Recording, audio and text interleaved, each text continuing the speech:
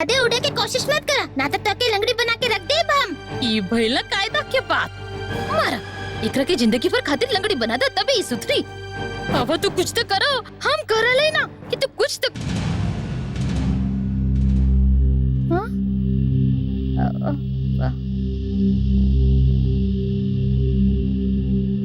वाह का सपना देखत रही हम।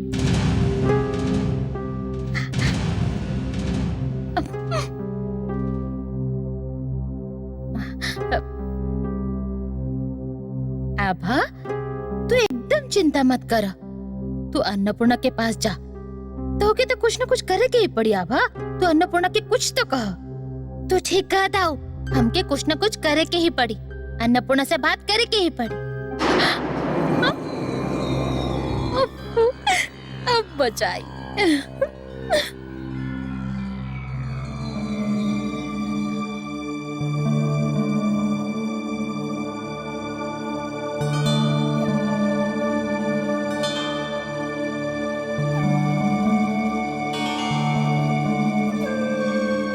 अन्नपूर्णा, हमार मम्मी पापा के बीच में झगड़ा खत्म हो गई ला। वो तू ही तो पापा से कहलो ना झगड़ा खत्म करे खातिर। नारी खाली हमरा चलते ना। एक मिनट अन्नपूर्णा, तो पहले हमके बात पूरा करे दो। आभा अभी पूछा कि हमार मम्मी पापा हमरा से ज्यादा तोहार बात काहे मानेलन। तू एकदम हमार पापा के पास मत जाइयो, दूर ही रहियो। हम जब पापा से कहले कि पापा तू और मम्मी अब झगड़ा मत कर, सुलह कर ला, तो वो हमार बात तो ना मानलन, उल्टा हमके डांट देलन। और जब तू कहलू तो वो मान लेलन। हमार मम्मी पापा हमेशा तोहार बात काहे मान ले बेलन। हम चाहेले कि तू हमार मम्मी पापा के पास मत जाइयो, एकदम मत जाइयो, एकदम दूर रहियो। हम चाहेले कि तू अपन तरह हमके भी मीठा बोलना सिखा दो। हाँ अन्नपूर्णा, हम तोरा तरह बनल चाहेली। तो कितना मीठा मीठा बात करेलू, हंसेलू, समझावेलू। हम चाहेली कि हमो मम्मी पापा से तोरा जैसे बात करी, जैसे कि वो दोनों तुरंत मान जाए। तो कितना अच्छे से सभे के संगे बात करेलू। हम तोरा जैसे नहीं बनल चाहेली।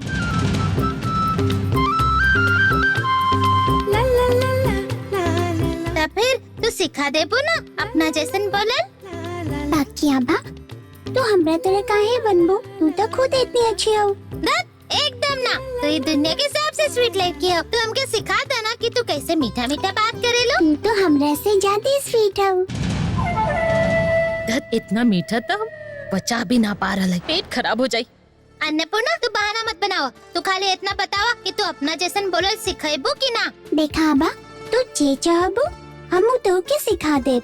बाकी हमके समझ ना आ रहा कि तू सीखल का चाहेलू। सब कुछ सीखल चाहेली। तू जे तरह से सबसे बात करेलू, हंसेलू, समझावेलू, व्यवहार करेलू, ये सब। देखो हम तो कुछ भी सोच के न करेली, हमार जब जैसन मन करेला हम वैसे नहीं कर दे बेली। तू हमके बतावा कि तू का सीखल चाहेलू, तो फिर हम कोशिश करके देखब। तो ठीक है, पहले तो हमके सिखावा कि हम तोरा तरह कैसे हंसी। काहे रे, तो हमके ना सिखेबो। सिखाए बाकी तुहार हंसी तो पूर्णा। अच्छा तू ही बतावा हंसी कैसे सिखावल जा सकेला। देखा तो हमके सिखेबो कि ना। अब हमके बहुत गुस्सा आ रहला। काहे डरा गइलू ना। ओह तू मजाक कर रहा हो। एकदम ना, हम एकदम मजाक ना कर रहे। तू हमके जल्दी बताओ कि तू सिखेबो कि ना।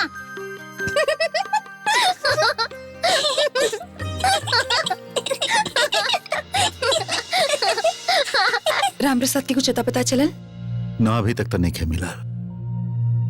बाकी आज पैरोल के आखिरी दिन है। इतना दिन से वो जेल से बाहर, ओकरा पुलिस स्टेशन आके हाजिर लगावे के चाहत रहे। देखा थई? मिल जाए तो हमके तुरंत बताए, ठीक है? हाँ बताई, हम फोन कर दे। रखा थई।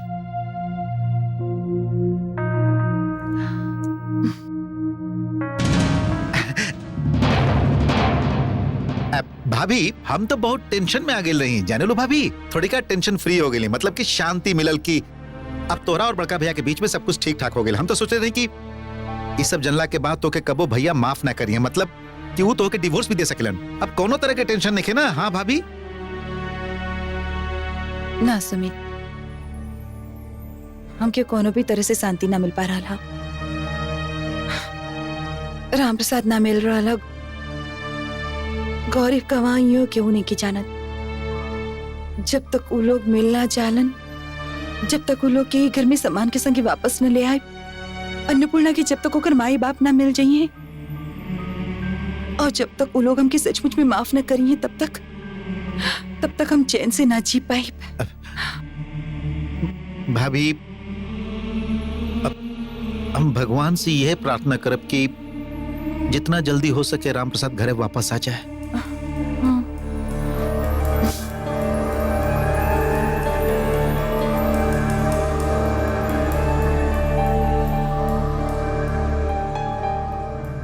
और यहो कोशिश करब कि भगवान कबहियों राम प्रसाद के वापस से घर में ना लावे।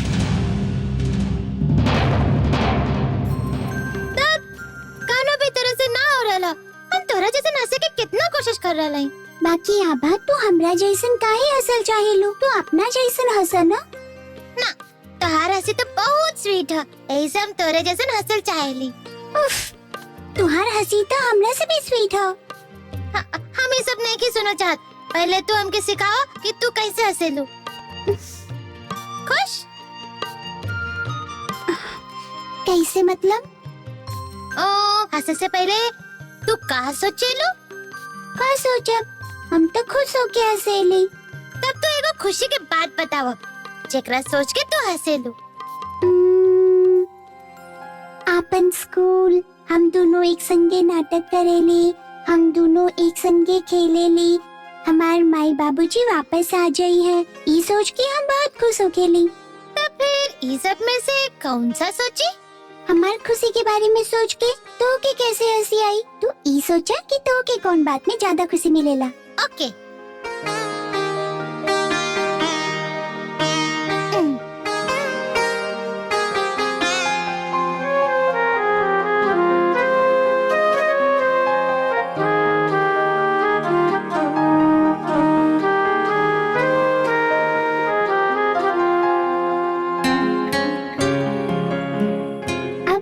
देखा?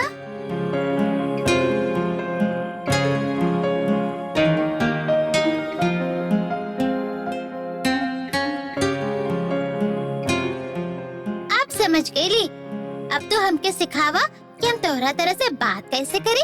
ये सब सिखावल ना जा सकेला। तू तो अच्छा से बात करबे करेलू। कोई ना सकेला, बात तो तू ही अच्छा करेलू। अब हमके सिखावा कह देते हैं। एकरा अब हम कैसे समझाई? का सोच रहल बाड़ो भाई?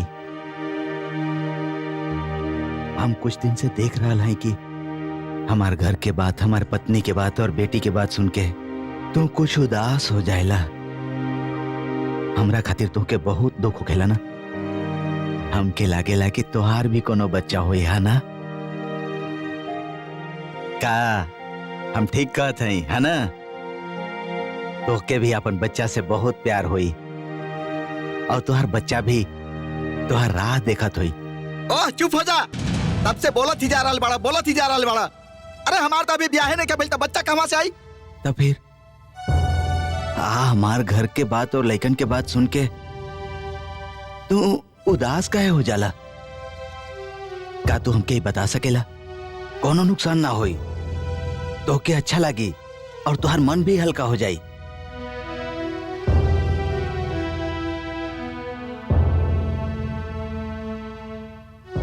अरे बतावा ना भाई, का दुख है तोके? मन में दबा के रखे से का फायदा? बोला। तोहार बात सुनेली ना तो हमके अपन बाबूजी के याद आ जाला। हमार बाबूजी भी हमके ऐसे ही प्यार करत रहन। एक दिन रात में काम से लौटत समय अचानक एगो ट्रक उनका के रौंद देहलस। बस वो दिन से सब कुछ खत्म हो गई। और फिर हमार माई भी बीमार रहे लगली। बाबूजी के मौत के सदमा से कुछ 1 महीने के बाद ही हमार माई भी चल बसली। वो दिन तू एगो बात कहले रहा ना, एकदम सटीक बात कहले रहा। माई बाप के बिना लइकन एकदम सड़क पर आ जालन, एकदम अनाथ हो जालन। बिल्कुल सच कहत रहा तू।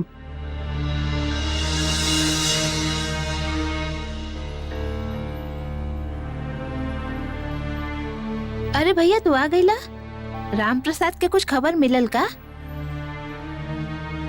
कोनो खबर न मिल रहा और ओकर 14 दिन के पैरोल खत्म करके आज वापस जेल पहुंचे के बात रहे। अब तो मामला बिगड़ रहा। हे भगवान, अब का हुई? ऐसन में ई केस ओकरा खिलाफ जाई। एकरा बाद ओकरा के जेल से निकालल बहुत मुश्किल हो जाई। बाकी भैया तोहार वो एसपी दोस्त और रीना के वो कमिश्नर अंकल, वो लोग तो कहत रहन कि राम प्रसाद के सजा ना हुई, कुछ फॉर्मेलिटीज के बाद वो छूट जाई। दीदिया, पैरोल पे जे मुजरिम छूटेला ओकरा के लोकल पुलिस स्टेशन में रोज हाजिरी लगावे के पड़ेला। यह नियम है। राम प्रसाद एक दिन भी लोकल पुलिस स्टेशन में हाजिर नहीं के भइल। आज ओकर 14 दिन के पैरोल भी खत्म हो रहा है, अभी तक वो लौटल नहीं है। कानून के हिसाब से एगो क्राइम है। ओकरा कुछ होता ना गइल ना भैया? दीदिया, हम कुछ सोच रहा नहीं। देखा, राम प्रसाद और गौरी के कोनो खबर ना मिल रहा। राजा के खून के आरोप में वो राम प्रसाद जेल गए रहे, निर्दोष होके भी। दीदिया, हो सकेला कि अपमान ना सह पावे के वजह से राम प्रसाद और गौरी कुछ उल्टा सीधा कर बैठल होके। यो तो हो सकेला ना? ना ना भैया, ई ना हो सकेला। ऐसन बेकार के बात तो दिमाग में मत लावा। अन्नपूर्णा भगवान से रोज प्रार्थना कर रहल है कि भगवान ओकर माए बाबूजी के जल्दी से लौटा देवे। भगवान ओकरा संगे ये अन्याय ना कर सकेलन। बापू साहेब, अन्नपूर्णा, काहे एकदम अन्नपूर्णा की तरह रहे ना? तू लोग का सोचेला का खाली अन्नपूर्णा ही अच्छा बात कर सकेली? हमके भी आवेला। हाँ आवेला तो। और सुनबा, रुक, तू लोग के एगो अच्छा सा कविता सुनावत है। राही बन के रास्ता दिखावा, संग रहा प्रभु, आनंदाता आनंद ही, रास्ता कबो ना भुलाई, बुद्धि दी, ज्ञान दी, दृष्टि दी हमके, शक्ति दी हमके, हार न मानी कबो, पहाड़ के भी लांग सके, संगे रही प्रभु। खत्म हो गई। बहुत अच्छा रहे। बहुत सुंदर कविता रहे। आवा बैठा, बहुत ही अच्छा रहे, है ना? हाँ, ये हमके अन्नपूर्णा सिखौली। ऐसा ना, तू इतना अच्छा से सुनौलू कि हमके लागल कि तोहरे कविता है। ना, ये अन्नपूर्णा की कविता है। हम ओकरा तरह सुनौली ना। एकदम राइट, बहुत अच्छा सुनौलू तू। तू जब भी अपन बेटी के बारे में बतावेला ना, सच कहत है, हमके बहुत तकलीफ होखेला। धत, भगवान नाम के कोनो चीज ना बा, ना तो हम लोग के संगे ऐसा काहे होखत। वो दिन वो इंस्पेक्टर साहब कहत रहन कि वो तो के मार डरी हैं। उस दिन से हम सोच रहा हैं कि तुहार बेटी के का हुई। सचमुच हम लोग सब जरूर नरक में जाइब। ऐसन काम करेला फिर भी तुहार मन बहुत साफ है। तुहार माई बाप जरूर बहुत अच्छा इंसान रहल हुई है।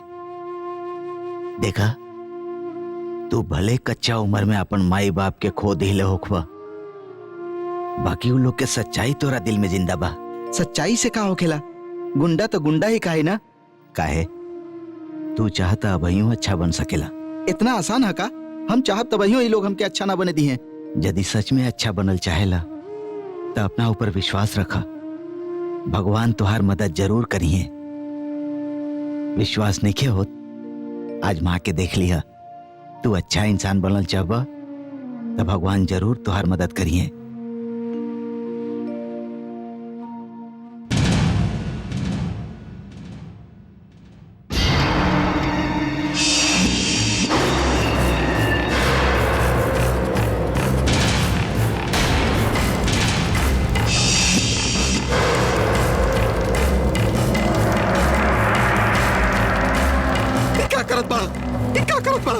हमके मत मारा, मत मारा, हमके मत मारा। तोहर पैर पड़ा था, हमके मत मारा। यदि अच्छा बने के ही है तो एगो अच्छा काम से शुरुआत करत हई, तो के छोड़ देत हई।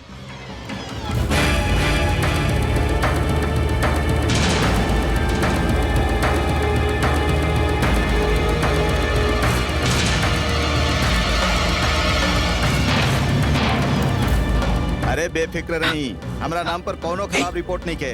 हाँ आप निश्चिंत रही। तू भाग जा, तू भाग जा यहाँ से। लुका जा, वहाँ जाके बैठा। जा जाके वहाँ बैठा। जा बैठा, जा बैठा ना।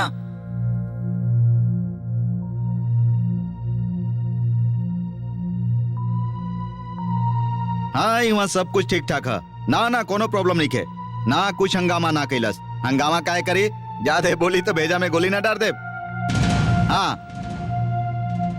हाँ ठीक है, नो प्रॉब्लम। हाँ रखा थी, रखी। तू लोग हमके बहुत दिन तक बंदी बना के ना रख सकेला। हम एक हाथ खोल ली ले हई। अब देखिए हम एक दिन जरूर भाग जाए भी वहाँ से। हमके बांध के ना रख पाइबा, ना रख पाइबा। अरे साला जान से मार दे। ओ बाप रे, अरे भाई रे, कैसे खोल ले लसी अपन हाथ? बॉस कहाँ गई? वो बाहर गेला। कहाँ बाहर गई? वो सामने ही तो गेला। सामने वहाँ का करे गई? खाली खाएला पिएला सुतेला। साला कामचोर, लापरवाह कहीं के अभी तू लोग के मजाक चखावत है। तू भाग काहे ना गेला? तुम्हारा हाथ तो हम खोल दे ले रही ना। ओकर हाथ में बंदूक जे रहे। तू ओकरा बतौला काहे कि अपन हाथ खोल ले बड़ा? यदि गोली चला दे तब? ये सब दिमाग में ना आइल, और कुछ कहती तो दोनों के गोली मार दी। हम ही कबो ना भुलाई कि तू हमार जिंदगी बचौले बड़ा। अब हम तोहके यहाँ से आजाद करके ही रहब। इतना समय ना मिली, अब ही लोग आ जाई हैं। धीरज रखा, मौका तो जरूर मिली।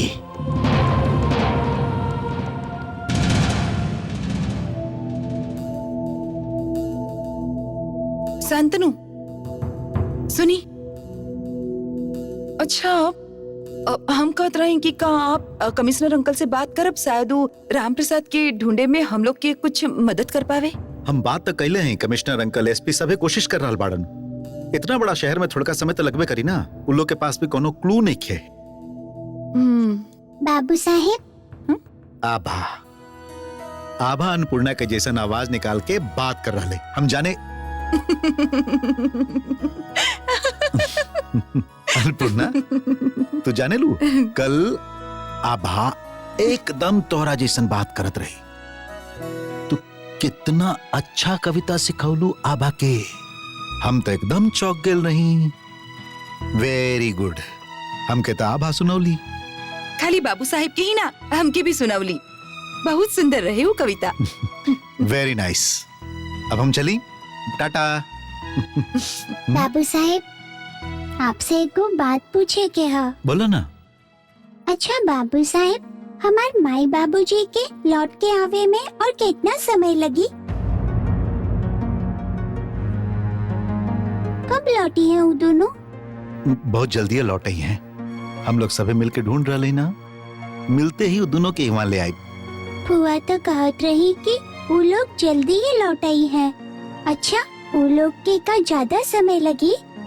असल में बहुत दिन से नहीं के देख ली ना, देखे के मन हो रहा है। वो लोग वापस आई है ना?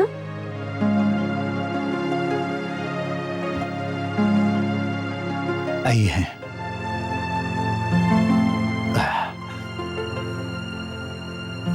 तू आभा के जे कविता सुनलू, ओकर मैसेज कहा? पहाड़ के तोड़ के निकल जाई उजाला के ओरी। का खेला जाने लू?